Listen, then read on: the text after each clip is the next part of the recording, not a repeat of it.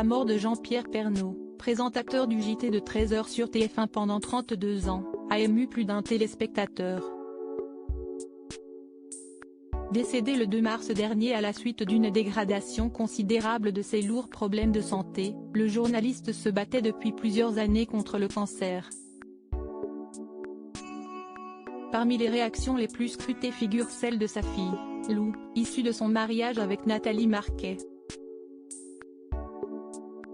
La jeune fille de 19 ans qui partage le pire comme le meilleur sur ses réseaux sociaux, s'est récemment livrée à propos de la mort de son père. J'ai hyper peur de rester seule en ce moment. J'ai peur de vouloir être heureuse alors qu'il est parti.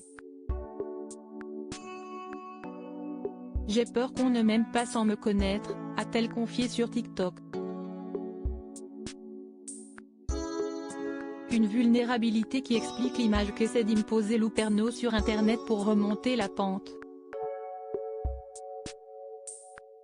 Cette dernière n'hésite pas à publier des stories qui la montrent joyeuse, des moments précieux pour la jeune femme en deuil.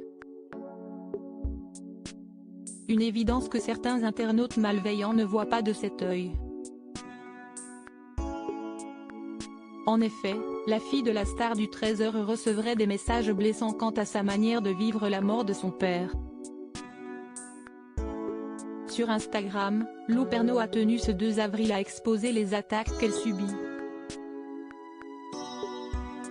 Si est-il bien, vous n'avez pas l'air de trop souffrir de la perte de votre père, commente par exemple une internaute.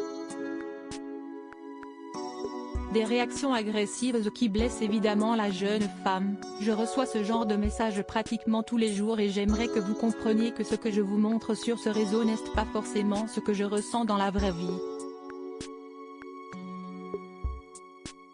M'envoyer ce genre de message ne fait que compliquer mon deuil et je vous prierai de ne plus m'en envoyer dorénavant car ça me rend vraiment mal, alerte-t-elle dans une vidéo. Lou Pernaut, l'hommage national fait à son père le jour de sa disparition, de nombreuses personnalités n'ont pas manqué de saluer la carrière du journaliste et son importance dans le paysage audiovisuel français. De Jean-Pierre Foucault à Laurence Ferrari, en passant Denis Brognard et Emmanuel Macron, les hommages se sont multipliés.